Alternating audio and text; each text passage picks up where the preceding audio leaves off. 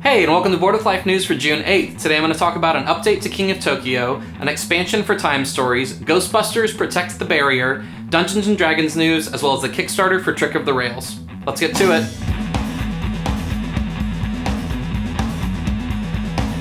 Hey, I'm Chris. Welcome to Board with Life News. Yesterday I uploaded 3 videos that were an overview of all of the games nominated for the Kinderspiel, the Kinderspiel, and the Spiel des Jahres this year. I had a chance to play them all at BGG-Con Spring a week ago, and I gave my thoughts on all the different games. So definitely go check that out if you're interested in any of those games. I give a kind of brief overview. They're pretty quick.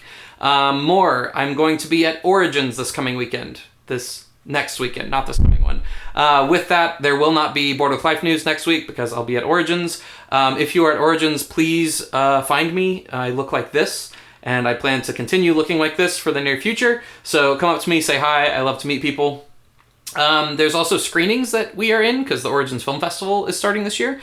We're going to be screening an episode of Board with Life Saturday at 2 p.m. in room C226, as well as our short film, The Cyclist, that you may have seen on our YouTube channel, and that's Saturday at 9:30 p.m., again in room C226. So if either of those interest you, definitely go check those out. Along with next week, no news, but I'm going to try to upload a video of my top 10 most anticipated games that are being shown at Origins this year. So that's either they're going to be demoed or they're going to be sold, and I hope to have that up Monday. So if you're kind of wanting to know what some hot stuff coming out at Origins is going to be, definitely stay tuned and check out that video.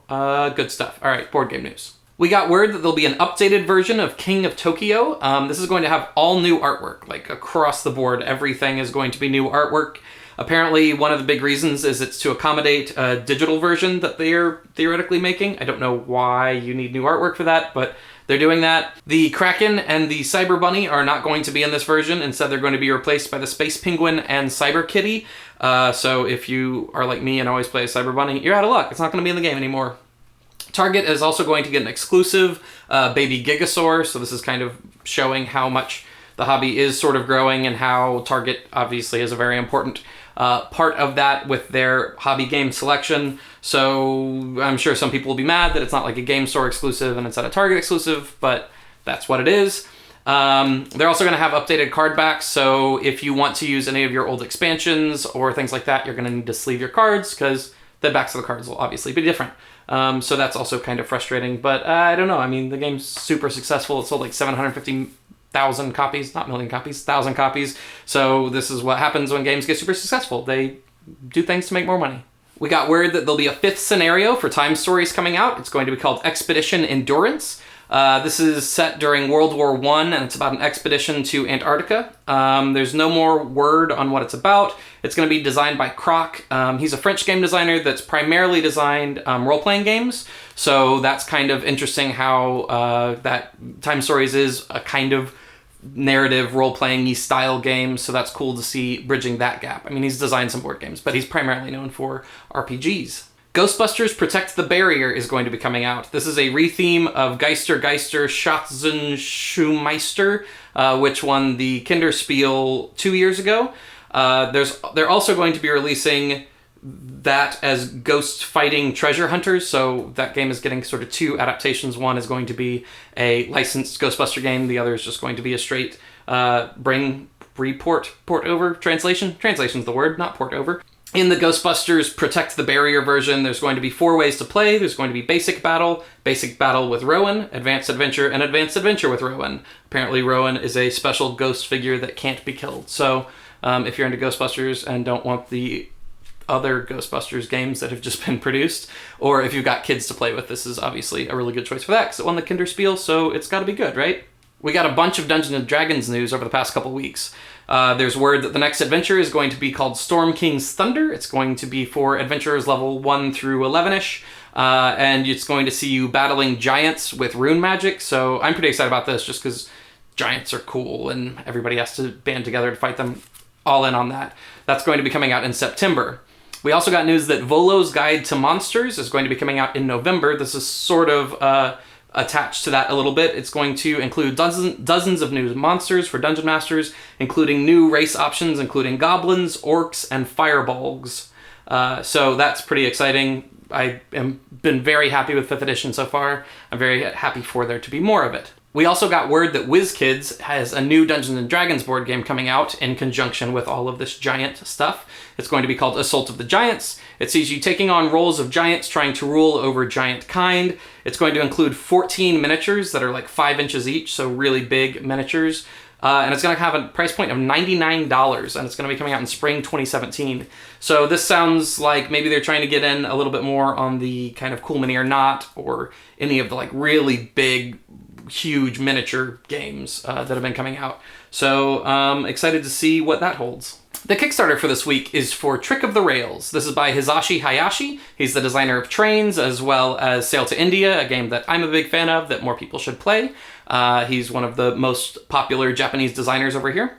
The game's for 3 to 5 players, and it combines trick-taking with 18xx style stock management. So if you're somehow into the 18xx super heavy train games, but also want a light trick-taking game, this is for you. Otherwise, I think it's probably mostly just a trick-taking game that takes some inspiration from that.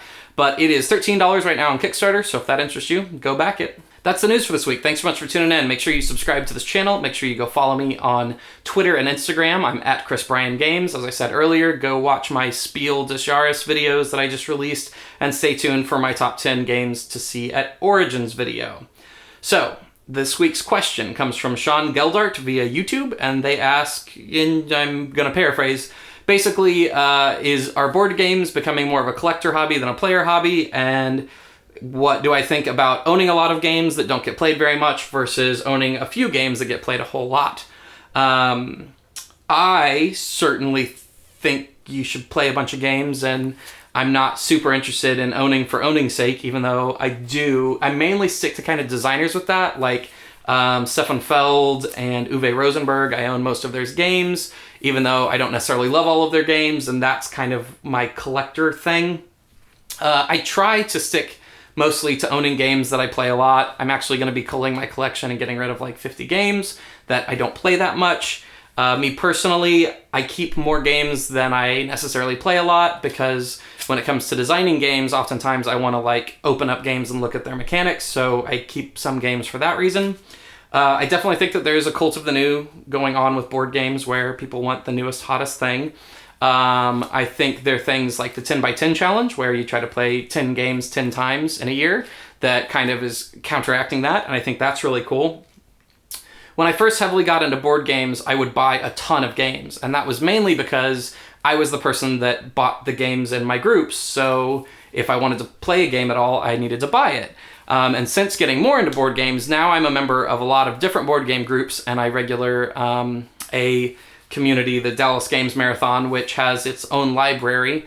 So I get to try out a whole lot more games before I play them through those resources. So if you have any sort of game library or a game cafe or a game store that has games that you can play before you buy them, I highly recommend that. I've bought way, way, way less games now that I can play everything before I buy it. And I only buy the games that I really, really, really love, and I'm going to play a whole bunch. I think Kickstarter also plays into this a little bit, because if you back a Kickstarter game, you probably haven't played it. And the hobby certainly, it does that a lot. If people want to collect games, that's fine. If they don't get played, that's fine. People can do whatever they want to do, I guess. I've certainly, the more and more I get into games, the less and less games I purchase. I'll play more games, but I won't wind up buying nearly as many. And then the games that I do play are games that I play over and over and over and over. So yeah, thanks for asking that question. You should ask questions for me to answer next week, or not next week actually, but on later news segments. So just comment on this video with a question that you would like for me to answer, and I will hopefully get to that. I hope to see you at Origins. Make sure to say hi, and yeah, go follow me on all my social media and stuff, and we're good. All right, thanks for tuning in to the news this week, and I will see you in 2 weeks.